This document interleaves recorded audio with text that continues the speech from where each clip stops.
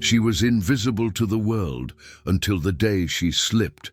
At a billionaire's gala, Emma Carter, a quiet housekeeper, makes one mistake and is fired in front of Boston's elite.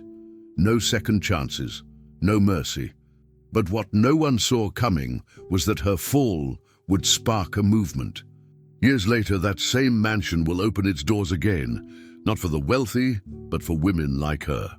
What changed? Everything.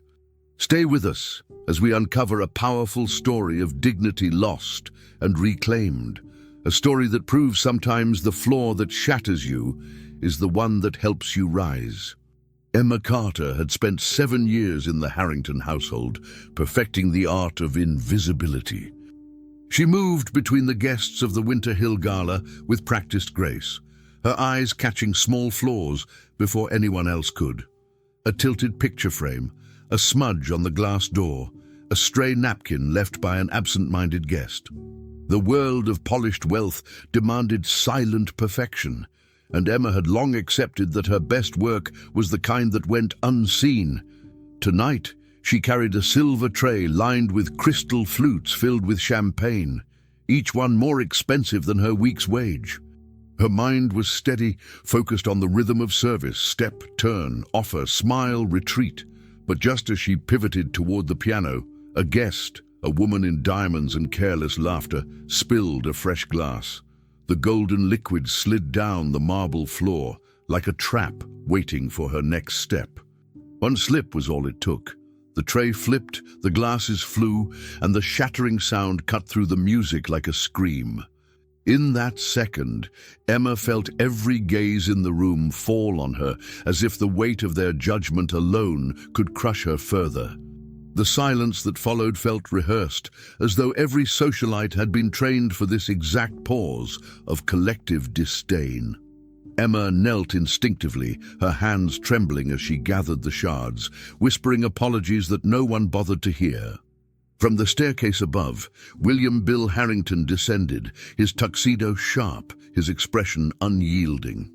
"Jesus, Carter," he muttered, his voice carrying more shame than anger. "Stand up." She obeyed, glass pieces clinking against the tray she tried to hold still. "This is a gala for donors, not a circus," he said coldly, glancing around to gauge who might be watching. "I'll deal with you after this." Emma wanted to explain that the spill hadn't been hers, that she'd seen the danger a moment too late. But her throat betrayed her. She lowered her head and nodded, her cheeks burning. Nearby, a guest whispered, "Unbelievable," and another smirked, "They really don't train them well anymore." Each word landed like a stone. Emma wished she could vanish into the floor she'd just disgraced. Later that night, when the final guest had left and the string quartet was packing up, Harrington called her into the library. The fire was dying, its glow painting his face in lines of exhaustion rather than cruelty, but it didn't soften his tone. "You've been reliable," he began, as though reading from a prepared script, "but tonight you embarrassed this household." Emma stood in front of his mahogany desk, her hands clasped tight, the faint smell of champagne still clinging to her uniform. "Sir, she began, but he raised a hand, silencing her. "You're good, Carter, but not irreplaceable. I built this reputation from nothing, and I won't have it chipped by mistakes, no matter how small." The words hit harder because she knew he believed them. He signed a paper on his desk, the pens scratched the sound of finality. "Your service ends tonight. Collect your things." Emma's breath caught. She wanted to plead, to tell him that she'd worked through fevers, double shifts, holidays. Instead, she simply nodded, murmured a thank you that sounded more like surrender, and walked out. The staff corridor was empty, echoing faintly with the distant laughter of people who would never think of her again. In the small break room, she gathered her few belongings: a coat, a hairpin, a worn notebook where she wrote lists no one would ever read. Grace had once told her she worked too hard for people who didn't even know her last name. Tonight, Emma finally understood. As she stepped into the rain-soaked night, the manor behind her glowed like a different world. She stood by the iron gates for a long moment, drenched, staring at the windows that had once framed her daily routine. The humiliation still burned hot under her skin. She thought of all the times she had ironed Harrington's shirts, dusted his books, polished that damned marble. Now it had taken everything from her pride, her place, her voice. At the bus stop down the hill, a man in a delivery jacket nodded at her, curious about the uniform she still wore. Emma turned away. She replayed the scene in her mind. The spill, the fall, the gasp from the crowd. Each frame felt sharper, crueler, more defined. It wasn't just the fall that hurt. It was what it revealed. That no matter how well she worked, how carefully she planned, she was still disposable to those who lived above her. Her phone buzzed with a message from Grace. "Did you get off late again? Want me to save dinner?" Emma typed a simple no. "I'll explain later." Her hands shook, but she pressed send anyway. The rain grew heavier, a drumming sound that masked her quiet sob. Somewhere inside, she tried to summon that hollow reassurance she'd once read on a tear-off calendar at the Manor's kitchen. Sometimes bad things happen so better things can come. It felt foolish then, and still did now. Yet she whispered it to herself again, just to fill the silence. By the time she reached her apartment, the words had softened slightly in her mind. She removed her shoes by the door, placed the folded uniform on a chair, and looked at her reflection in the dark window. For the first time in years, she saw a woman without an employer's name attached to her. It terrified her, but beneath the fear was something else, something small and defiant, a spark that refused to die. She exhaled slowly, letting the weight of the night settle into memory. The tray, the marble, the look in Harrington's eyes, all of it became part of a quiet resolve she didn't yet understand. Tomorrow, she told herself, she would start over, even if she had no idea how. For now, she let the exhaustion take her, lying awake long after the rain had stopped, repeating the same fragile sentence that refused to sound true, but refused to leave her either. Sometimes bad things happen, so better ones can come. Emma had made a list of the agencies before she even finished packing her uniform into the laundry bag. Discreetly, she had written down numbers on the back of a receipt she found in her purse, as if just having them would mean someone, somewhere, would be willing to give her another chance. On Monday morning, she dressed in her cleanest blouse and made calls in the shared kitchen of the apartment, where the walls were thin enough that her sister Grace could hear each conversation from the bedroom. "Yes, this is Emma Carter. I'm inquiring about the housekeeping position posted yesterday." There was a pause. Then the voice would shift. "Oh, from Winter Hill?" Click. Sometimes they didn't even pretend to be polite. By the fourth call, Emma stared at the phone, her knuckles white around it. It wasn't just that they were saying no. It was how fast they said it, how final, and it didn't take long before she realized that someone, most likely Harold, Winter Hill's longtime butler, was poisoning her name behind closed doors. It felt like betrayal, even though she should have expected it. The old guard protected their own, and she had stepped out of line by slipping quite literally in front of power. Grace didn't ask many questions. That was her way. She simply brought over a grilled cheese sandwich she'd made on the skillet and said, "You're going to need energy to keep trying. Eat." Emma forced a bite, but the taste was hollow. Her sister's shift at the diner started in less than an hour, and yet she'd taken time to toast bread and make sure Emma had something in her stomach. That, more than anything, made her eyes sting. "I don't want to be a burden," Emma said quietly. Grace didn't even look up as she rinsed out her mug. "You think this place would be standing if you were a burden? Come on." Still, Emma's pride was a constant ache. Every unpaid bill she saw on the counter felt like a slap. The rent was 2 weeks overdue, and the landlord had already started tapping the wall when he passed their door, as if measuring how long before he could evict them. Emma considered applying for jobs far beneath her skill set. Fast food, night janitor, even cleaning motel rooms. But she hesitated. Not because she thought she was too good for it, but because something inside her still clung to the idea that her years of work meant something, that she wasn't supposed to be erased because of one bad night. So she kept calling. Every day, between cleaning odd houses she found through cash apps and flyers, she checked in with agencies, private clients, and even old co-workers. Her reputation, once something she'd worn like armor, now hung in tatters. "You were let go from Harrington's?" a woman asked on the phone, incredulous. "But they don't fire people, they just stop scheduling them." Emma could feel herself shrinking. In one call, she lied and said she'd left to care for her mother, and the agency replied coldly, "We already have more applicants than spots. Good luck." A good luck. As if any part of this depended on luck. The world seemed smaller now, more enclosed, like Boston itself had turned its back on her. By week's end, she'd spent more time in silence than in conversation, and even Grace's usual optimism started to thin. "Maybe it's time to leave the city," she said once, half joking. But Emma didn't laugh. She knew Grace could survive anywhere. She wasn't so sure about herself. Emma found herself cleaning apartments for the kind of people who barely looked at her. College kids, divorcees, tired men in suits who asked her not to touch their desks. She wiped counters and scrubbed sinks in silence, her thoughts louder than ever. What used to be muscle memory now felt humiliating, every motion a reminder of where she'd fallen from. And yet, somewhere between sweeping and folding, she began to reconnect with something she hadn't felt at Winter Hill: control. These places didn't belong to Harrington. There was no marble to reflect her mistakes, just tile and dust and fingerprints. Every finished room gave her a small jolt of satisfaction.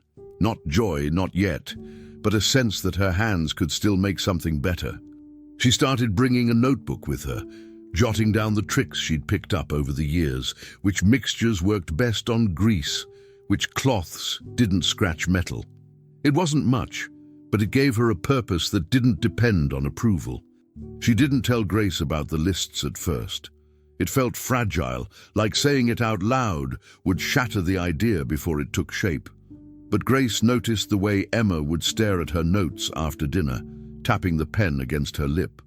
"You're planning something," she said one night, handing over a glass of water. Emma hesitated. "I don't know what yet, but I don't want to beg for a spot at someone's table anymore." Grace leaned back in the chair, smiling just a little. "Then build your own table. I'll help you nail it together." Emma didn't smile back, not fully, but something shifted. It wasn't about proving Harrington wrong anymore.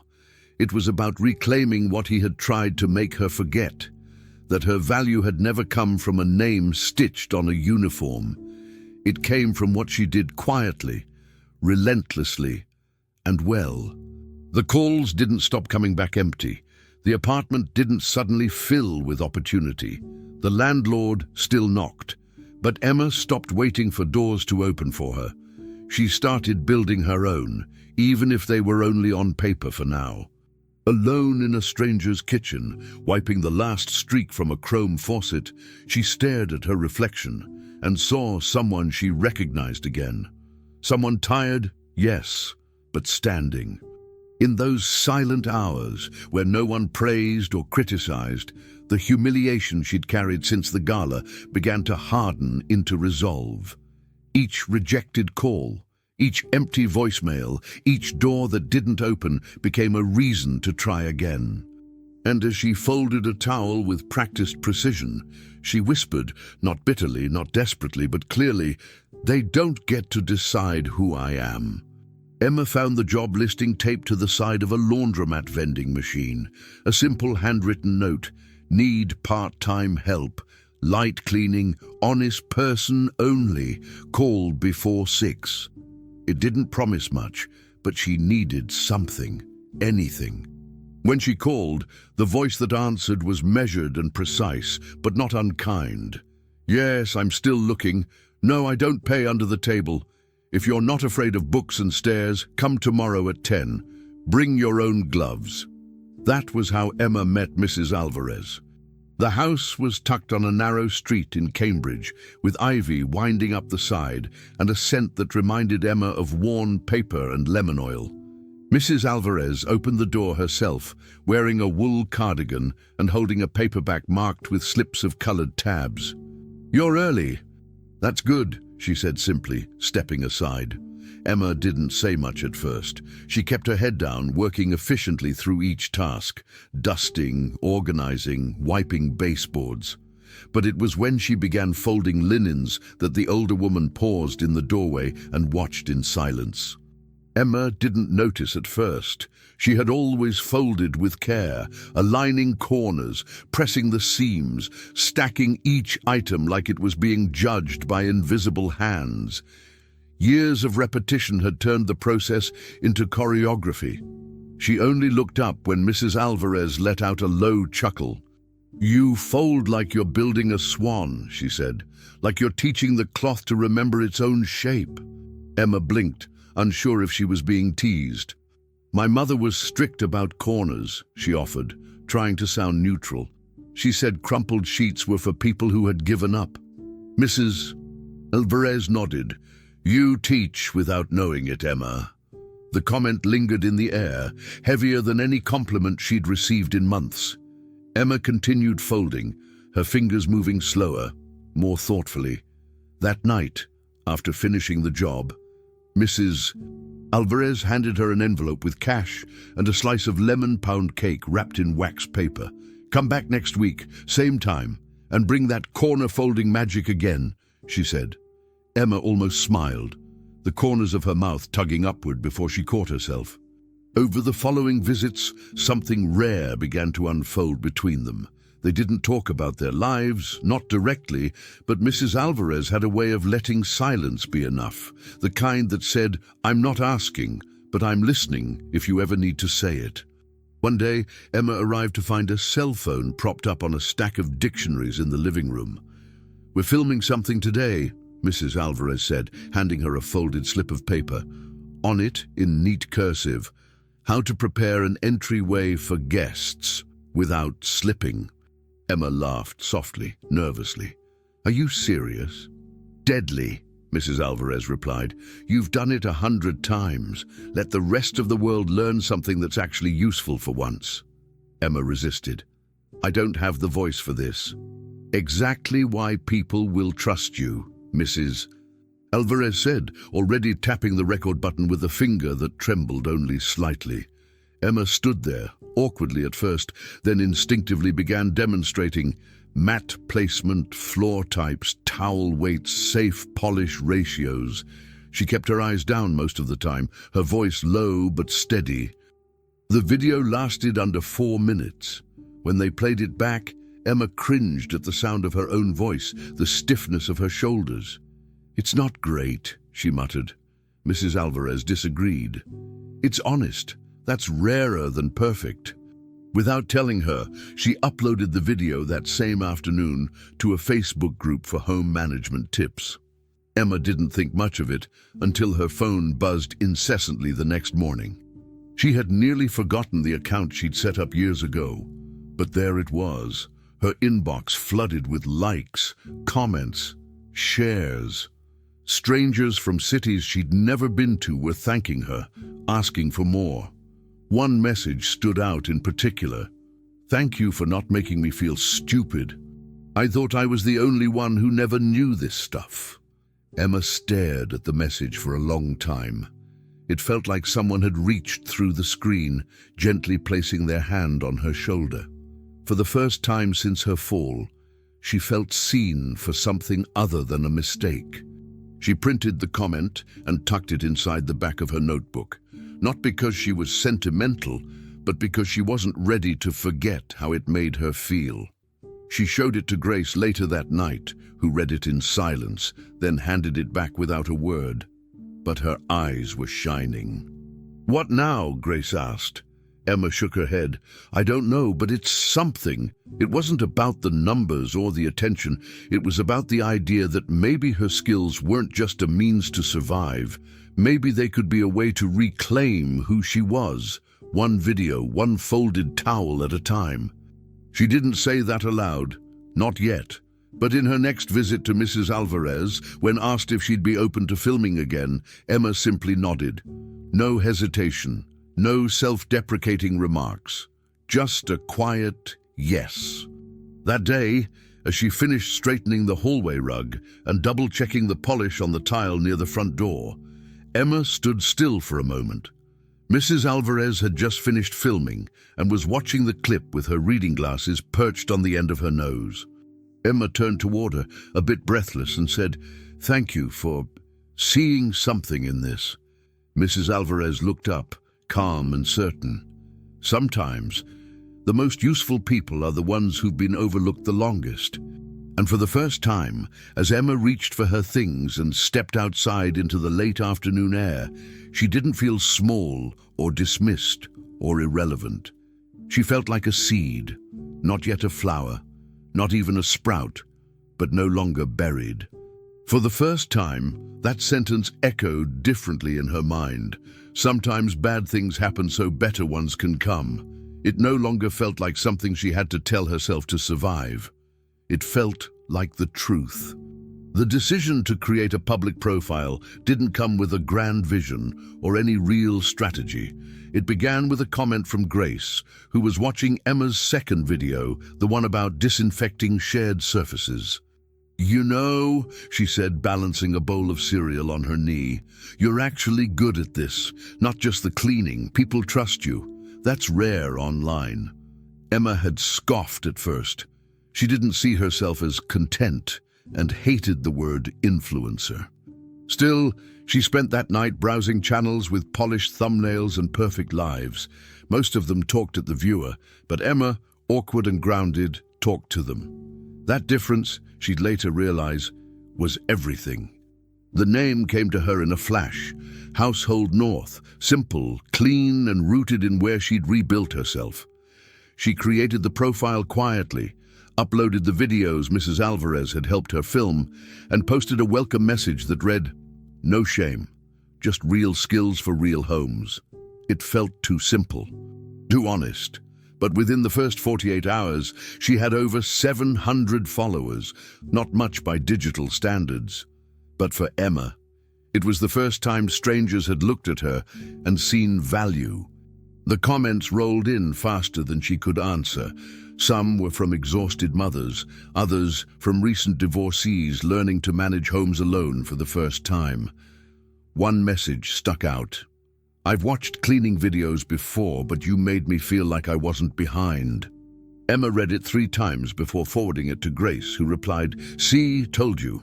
Encouraged, Emma began developing downloadable checklists, daily, weekly, by room, by material. She filmed demonstrations with a phone propped up on spice jars and edited them at night, guided only by instinct and a sense of usefulness. Her tone in the videos changed subtly. No longer nervous, she spoke with the calm assurance of someone who had spent years learning, not to impress, but to survive. Each clip was short, digestible, and refreshingly free of superiority. That tone, the one that never talked down, became the signature of Household North. Emma didn't try to brand herself, she just tried to help. The world noticed. Within a few weeks, messages turned into requests. Could she do a video about hard water stains, about organizing under the sink, about safe cleaning around pets? Grace saw the opportunity first. "We could turn this into something," she said, sitting across from Emma with a notepad full of scribbles. "You've already got the trust. What if we build a course, not some overpriced scam, something real, like a beginner's guide?" Emma hesitated. The idea of charging money terrified her. "What if it makes me like them?" she asked, gesturing vaguely toward the world of perfect curated experts. But Grace shook her head. "You've earned this, and we'll price it so people like us can actually afford it." That was the line that unlocked something in Emma. That night they stayed up mapping modules, basics, budget-friendly tools, safety with kids, stain emergencies.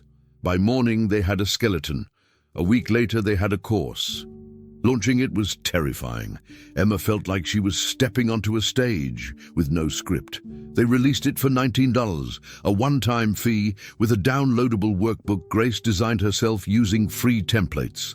They sold 47 copies in the first 3 days. It didn't seem like much until Emma read the emails. "I took your course after my mom passed. I didn't know where to start, but you made it okay to start small.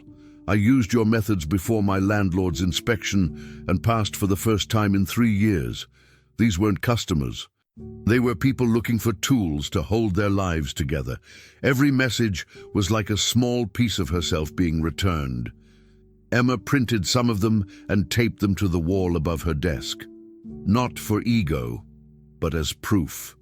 Proof that her skills were real, her experience valid, and her voice necessary.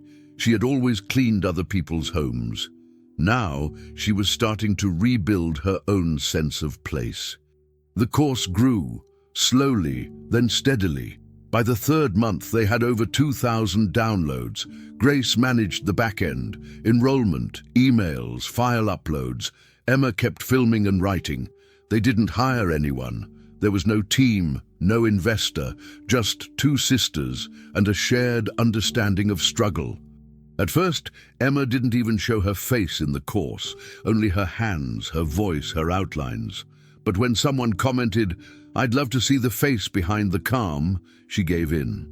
Her first appearance on camera was awkward, rushed, and entirely human, and people loved her more for it. She wasn't polished, she was capable. That difference made all the difference. Little by little, the digital world stopped seeing her as someone trying to teach from a wound and began recognizing her as an expert who had earned every scar. Emma didn't call herself a teacher, not officially, but with every comment, every review, every direct message that began with, "I never thought I could," she felt a shift. She had spent her life cleaning floors no one looked at twice. Now, the world listened when she spoke about them. She wasn't asking for attention, she was offering understanding, and in return, she was given something she'd forgotten she needed: dignity. For the first time, her work wasn't just functional, it was valued. She was no longer a shadow moving through someone else's house. She was the voice echoing through thousands of others.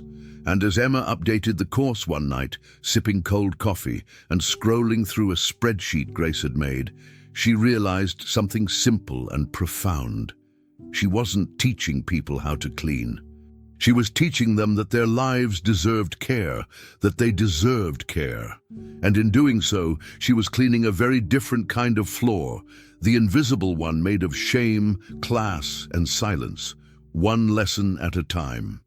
The message came on a Wednesday morning, buried in the endless tide of course inquiries and thank yous. Grace was the first to spot it, her voice breaking through Emma's concentration with a sharp, "You need to read this." The name attached was Clara Wren, a lifestyle influencer with over 2 million followers across platforms. Emma blinked. "Is this real?" Grace nodded, eyes wide, phone in hand. "She says she bought the course, loved it, and wants to feature it this Friday. Full shout-out. Link and all." Emma stared at the screen, numb. That name belonged to someone who made national ad campaigns shift direction, someone whose product mentions caused sellouts in hours. "Do we even have enough stock?" she asked quietly, already feeling the panic crawl under her skin. Grace exhaled. "We'll figure it out," and they did. They activated the last run of eco-cleaning kits they had in reserve. They cleaned out the budget and reordered labels overnight. By Friday afternoon, Household North had 12,000 new followers and over 800 course enrollments in a single day. Emma sat on the edge of her bed that night, holding her phone like it was a live wire. She should have been celebrating, but instead, all she could think about was a tray crashing to the floor and eyes turning away. Partnership offers flooded in. A wellness podcast wanted to interview her. A sustainable home brand proposed a collaboration. An online magazine offered to profile her as a self-made female entrepreneur. Grace could barely keep up with the requests, her inbox pinging constantly, her voice tinged with both excitement and disbelief. But Emma moved slower through it all. She responded thoughtfully, kept her tone humble, refused anything that smelled like exploitation. They developed their own branded cleaning kits, non-toxic, refillable, minimalist, orders poured in. A parenting blog called her the quiet queen of the domestic renaissance. Still, every bit of praise seemed to deepen something else inside her, an unease she didn't know how to explain. "I feel like I'm waiting for a rope to snap," she said once to Grace. Her sister, exhausted but still grinning, replied, "That's trauma talking, not truth." Emma nodded, but wasn't sure she believed it. The success didn't feel fake. It felt fragile, like it belonged to someone else. Like it had risen too quickly, from a place too broken to hold it steady. At night, Emma's dreams became strangely vivid. Always the same beginning, the champagne, the tray, the silence. But in the dream, no one looked away. Instead, Bill Harrington's voice grew louder and louder, repeating, "You are not irreplaceable," like a verdict. She'd wake up breathless, sometimes gripping the edge of her mattress, as if trying to hold on to reality. She didn't tell Grace. Not because she didn't trust her, but because Grace had built this with her, had lifted them both, and Emma couldn't bring herself to poison that momentum with the truth. That part of her still felt like the help, like the mistake, like the accident that became a woman. No matter how many strangers called her brilliant, no matter how many orders they shipped out, there was still something in her chest that clenched at the idea of fully being seen. She had scrubbed shame out of marble floors for a living. Now she was scrubbing it out of her own skin, one compliment at a time. And the guilt crept in too, because people were applauding her resilience, her strength, her story, but Emma couldn't stop wondering about the others who hadn't made it through. Women like her, maybe better, who had been crushed by silence and injustice and hadn't had a Mrs. Alvarez or a Grace. She kept thinking about the housekeepers who'd left no trace behind them except folded sheets and unpaid hours. And Bill, he still walked free, unbothered, not evil, but untouched. Her fall had become her rise, but his hand in it remained invisible to the world. That imbalance gnawed at her. It made the word success feel slightly sour on her tongue. Was it justice if no one else even knew what had happened? Was it healing if no one but her had changed? "I keep thinking I should feel more," she told Grace one night as they packed kits. "But all I feel is unfinished." Grace handed her a roll of tape, then said without judgment, "Maybe that's because you didn't get closure. You just got busy." Even the awards felt distant. She accepted 2 that month, one from a local business network, another from a national women's startup coalition. Both ceremonies praised her humility, her vision, her integrity, and they weren't wrong. She had all those things. But the speeches blurred in her ears, the applause echoing in a chamber she couldn't quite enter. After each event, she went home, undressed quietly, and sat at her desk in the dark, scrolling through comments and feedback, searching for something she couldn't name. Something to convince her it was real, something that would anchor her to the ground she'd built. The more people admired her, the more she craved a reckoning. Not for revenge, but for meaning. She wanted to make peace with the story behind her name, not just the version the internet now carried. And yet, when the screen glowed at night with messages like, "You made me feel capable for the first time," or "I play your videos when I clean so I don't feel alone," Emma felt the pull again, the ache to be worthy of their trust. That more than the money or the reach or the praise was what mattered. That was what kept her going, even as the past whispered through her in dreams and shadows. The success was real, but so was the ache. And as she turned off her phone and lay back on her bed, she saw the moment again, her foot slipping, the crash, the hush. and felt the same question she always did in its aftermath. Was that the moment I broke, or the moment I began? She didn't know. But she knew one thing. Winning without understanding that pain, not just surviving it, but facing it, still felt like an incomplete victory. And Emma Carter had never been the type to settle for half a clean floor. Emma didn't recognize the number at first. She let the call go to voicemail.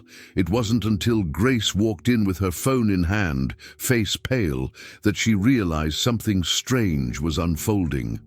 "Check the news," Grace said, pulling up an article before Emma could ask. The headline hit like a hammer. Harrington Group faces legal storm. Multiple lawsuits filed amid financial collapse. Beneath it, a photo of William Harrington, older, heavier but unmistakable, his eyes hollow behind designer sunglasses. Emma read it in silence, then read it again. Lawsuits, debt, class action claims, regulatory fines. Every detail painted the image of a man watching his empire crumble from inside a glass office. It should have made her feel something sharper, satisfaction, maybe even vindication. Instead, it felt distant, almost surreal. Grace watched her, waiting for a reaction. "You okay?" she asked gently. Emma nodded, but her stomach twisted. She remembered the way Bill used to walk into rooms like gravity followed him. To see his name under the word collapse didn't feel like justice. It felt like something unfinished unraveling in the dark. 2 hours later, the call came again. Same number. This time, Emma answered. The voice was calm, professional. "Ms. Carter, my name is Lily Marks. I represent Eastbridge Properties. I'm reaching out regarding Winter Hill Manor. We're facilitating its listing." Emma didn't say a word. The voice continued, "The estate will be going up for private bidding. The sellers are moving quickly. We're contacting interested parties who have expressed commercial interest in the past." Emma almost laughed. Commercial interest, as if she had once placed a casual bid on the house that changed her life. "I never made an offer," she said. "No, but your name was mentioned. The sellers are aware of your success." That word again. Success. It felt like an ill-fitting glove every time someone handed it to her. Emma promised to think about it and hung up. She didn't move for several minutes. Grace sat across the room, quiet. "They're selling the manor," Emma said finally. Grace raised an eyebrow. "Winter Hill?" Emma nodded. "It's up for grabs." Grace leaned forward, hesitant. "Do you want it?" The question landed with more weight than Emma expected. What did she want? Recognition, revenge.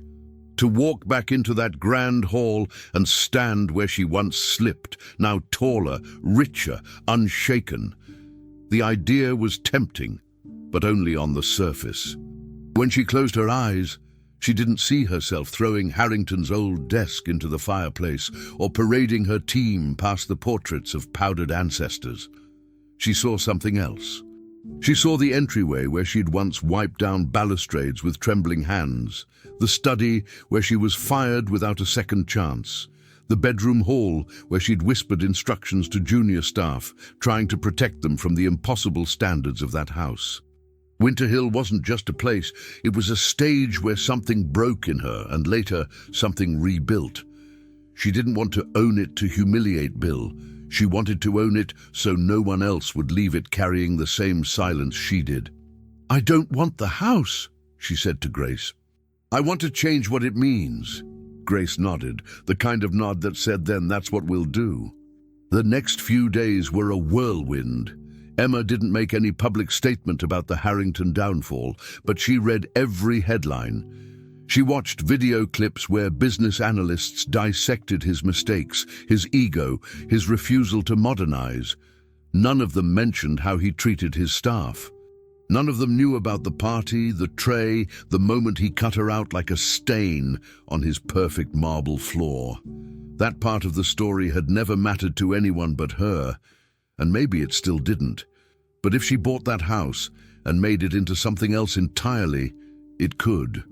Grace began running the numbers. They'd need a partner, maybe a social impact investor.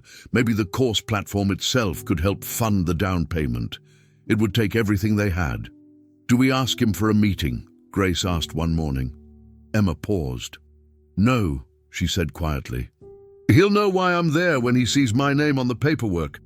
She wasn't doing this to make him listen. She was doing it so other women didn't have to whisper the way she once did. And yet, as much as she tried to make this purely about transformation, the past crept in. Dreams returned. Bill's voice, the slam of the study door, the weight of that cardboard box as she stepped into the rain. Her brain knew she had risen. Her life proved it. But some wounds didn't care about logic. They only cared about being seen. Emma sat at her desk late one night, staring at the official listing for Winter Hill. The photos were almost clinical, real estate filters washing out the color, the history. But she saw it all. The kitchen she once cleaned before sunrise, the grand staircase she avoided using, the hall where her silence had once echoed louder than music. And then she saw the last line of the listing, ideal for hospitality, education, or institutional redevelopment. She smiled, a real smile this time. It wasn't revenge, it was a door. And so, when the call came back from the broker and she was asked, "Would you like to place an offer on Winter Hill Manor?" Emma didn't hesitate. She answered, "Yes, but only under one condition. I get to decide what it becomes." The voice on the other end was silent for a beat before replying, "That can be arranged." As she hung up, she didn't feel victorious or giddy. She felt ready. Whatever had broken there all those years ago no longer owned her. Now, she had a chance to turn that house into something living, breathing, honest. Winter Hill had once been the site of her lowest moment. Soon it could be something more, a place where other stories began differently, not with silence, but with possibility. When Emma stepped through the gates of Winter Hill again, it didn't feel like triumph. It felt like walking into a memory that had stopped hurting, but still knew how to whisper. The house looked smaller somehow, the columns less intimidating, the symmetry less perfect than she remembered. She wasn't sure if the house had shrunk or if she had simply outgrown it. A woman in a grey blazer greeted her at the front door and led her through the familiar hall. Only now the marble floor didn't reflect accusation. It just reflected light. As she passed the spot where she had once slipped, her stride didn't slow. She didn't need to relive it. That moment had already done its work. In the drawing room, Bill Harrington sat by the window, older now, his posture stiff, a cane resting against the arm of the chair. He stood slowly, not with the commanding presence of the man who had fired her, but with the cautious weight of someone learning how to move through a changed world. He extended his hand. "Emma," he said simply. No title, no pretense. She took it. The shake was brief, not warm, but not cold either. Cold. They sat opposite each other at the long table. The broker laid out documents quietly and left them in privacy. For a moment, neither spoke. The silence wasn't uncomfortable. It was recognition. Two people who once stood on opposite sides of a line that no longer existed. "You want to buy the house?" Bill asked, the question calm but edged with curiosity. Emma tilted her head slightly. "That's what the paperwork says." He nodded once, and in that gesture she heard everything he didn't say. "You've won. I see it. I won't fight it." He cleared his throat, choosing his words carefully. "I suppose I didn't think I'd ever see you again, let alone here." Emma didn't smile, but she didn't flinch either. "Neither did I," she admitted. He looked down at the table. "The place has sat too long. Feels empty now, like it's waiting for a reason to exist again." She met his eyes. "Then let's give it one." She didn't present a pitch or a plan, just her truth. "I don't want this house to be a trophy," Emma said, "and I don't want to erase what it was. I want it to teach. I want it to become a center where people like me, women who clean, organize, care for homes, can train, certify, build a path. I want to teach safety, contracts, financial literacy, confidence." Bill listened, nodding slowly. "You want it to teach what it once took from you," he said, not as an accusation, but as understanding. Emma paused. Exactly. The words hung in the air, simple but full. Bill leaned back in his chair, rubbing his hand along the cane, as if grounding himself before saying what came next. "It's bold." She didn't respond. "It's good," he added. "That," she accepted. He looked toward the hallway. "I always thought this house would outlive me, that it would keep its legacy. Maybe it still will, just not the one I imagined." The broker returned with a notepad and a small stack of final disclosures. The offer had already been pre-approved, terms negotiated, papers prepared. All it needed now was a signature. Emma signed first. Her hand didn't tremble. She didn't need to be the person who was fired here. She had outgrown that version of herself. Bill took the pen next, and there was a flicker of hesitation in him. Maybe he was letting go of more than just property. Maybe it was pride or regret, or just the realization that his empire had passed into someone else's hands, not with conquest, but with purpose. As he signed, he said nothing. When it was done, he looked up. "I hope they learn something real here," he said. "They will," Emma replied. "Because I did." He nodded, and for the first time in their long and complicated connection, there was no hierarchy, no condescension, only a quiet kind of peace. They stood together in the entryway one last time. The marble still gleamed, but not in that showy, merciless way it once had. It just looked clean, honest. Bill put his hand on the banister, steadying himself. "Places don't change," he said quietly. "People do." Emma didn't argue. "Then let the people change what the place means." There was nothing left to say after that. He walked out without looking back. She stayed behind, her hands brushing the edge of the staircase she used to wipe every morning before sunrise. Grace stepped in moments later, beaming. "Is it done?" Emma nodded. "It's ours." They didn't hug. They didn't jump up and down. They just stood there side by side, two women who had built a future from what others discarded. The silence in the room wasn't the silence of shame anymore. It was the silence of something just beginning. For the first time in years, the weight she carried didn't feel like proof of what had been taken. It felt like the foundation of what she was about to build. She looked around, not as a guest, not as an employee, but as someone who had returned not to reclaim, but to remake. Winter Hill was no longer the mansion where she had lost her place. It was the place where she would give others one. And as the final echo of Bill's cane faded behind her, Emma Carter stood still in the house that had once broken her and now waited to be rebuilt, not with marble, but with meaning. The doors opened earlier than planned. Emma had arrived at Winter Hill before sunrise, not out of anxiety, but from instinct. Something in her bones still told her that the best work began before anyone was watching. She stood alone for a moment in the once grand hall, breathing in the quiet. But this time there was no dread, no voice in her head rehearsing apologies, no ghosts trailing her steps. One by one, people began to arrive. Not donors in evening gowns or men in tuxedos, but students, young and older, women mostly. Some nervous, some excited, all carrying notebooks instead of business cards. Uniforms were modest, soft grays, clean whites, nothing flashy. And still, they looked like revolutionaries to Emma. Laughter filled the corners. Names were exchanged. Someone spilled tea on their notes and didn't cry about it. Someone else asked where the mop closet was and was told, "We don't hide the tools here." That line earned a nod of approval from Emma. She didn't need to hover or direct.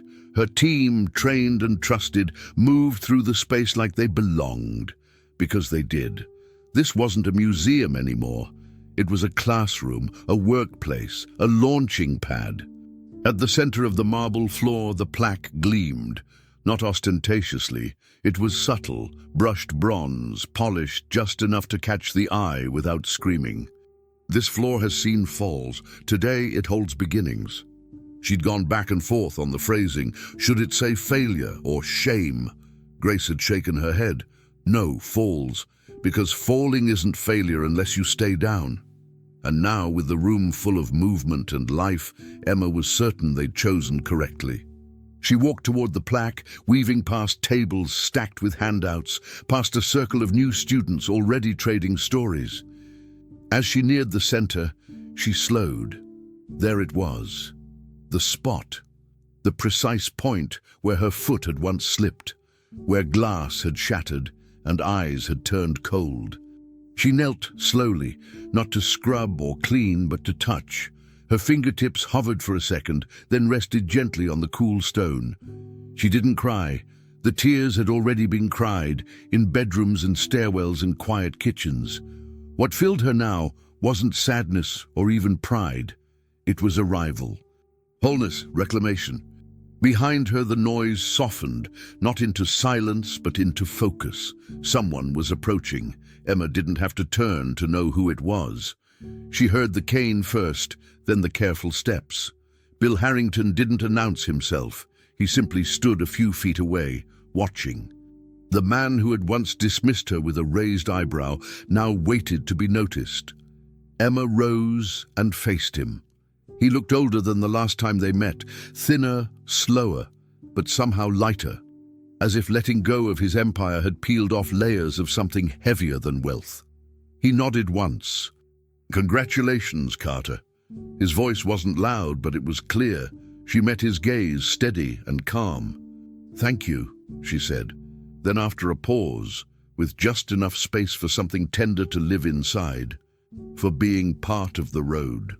Bill didn't respond right away, but he smiled, not out of obligation or guilt or regret, just a man who understood what she meant and that it was enough. He turned and left, disappearing quietly through the same door where she had once stood, dismissed and drenched. Grace found her a few minutes later. "They're already asking when the next session starts," she said, half joking. Emma raised an eyebrow. "Tell them we haven't even had lunch yet." They both laughed, but behind the laughter was something solid, a foundation. The day unfolded without speeches, without fanfare. There were group exercises, shared meals, open questions. Emma walked the halls not as a guest, not as staff, but as host, as founder. She stopped often to answer questions, to check on the instructors, to watch how the house was no longer a symbol of control, but of care. No one whispered here anymore. The walls that had once demanded silence now echoed with confidence, with instruction, with curiosity. She heard someone say, "I never thought a place like this would feel like mine," and Emma closed her eyes for a second. That was the moment she'd been chasing all along, not revenge, not recognition, just the sound of belonging, freely spoken. Later that afternoon, as sunlight spilled through the tall windows and touched the floor, Emma stood back and watched the patterns it made. The same light that had once exposed her lowest moment now illuminated a new generation of stories. She could see them, dozens of women standing tall where she once knelt, teaching, learning, building, each of them rewriting what it meant to serve, not silent, not invisible, not lesser. She didn't need to narrate any of it. She simply watched, and in that watching felt the kind of peace that didn't require applause. Behind her, a child, maybe 7, maybe 8, walked past, holding her mother's hand and pointing at the bronze plaque. "Why does the floor have a sign?" she asked. The mother whispered something Emma couldn't hear, but the girl smiled. That was enough. As the last session of the day wrapped, Emma stepped forward once more, walking to the heart of the hall alone. She placed her palm against the marble, not to test its temperature, but to mark it. One final touch, one last gesture of closure. It was cool, but no longer cold. Her hand didn't tremble. The marble that had once wounded her now felt like part of her, unforgiving, yes, but also smooth and steady and strong. She took one breath, then stepped back, letting the house do what it had never been allowed to do, hold others gently. That floor had once broken her. Now it held futures. And as the sun settled through the stained glass, spilling soft light across stone, Emma Carter turned and walked away, not to escape, but to lead. The marble, at last, did not hurt. It gleamed. We put a lot of care into bringing these stories to life, and every detail is crafted with you in mind. Here on our channel, we're not just sharing stories, we're building a space for reflection, connection, and second chances. If this story meant something to you, please consider subscribing. It truly helps us keep creating meaningful content that reaches people's hearts. We'd love to hear your thoughts. What did this journey awaken in you? Drop a comment below and join the conversation. And if you haven't already, take a moment to explore other stories on the channel. Each one carries the same dedication, and maybe the next one will speak to you even more deeply. Thank you for being part of this with us. See you in the next story.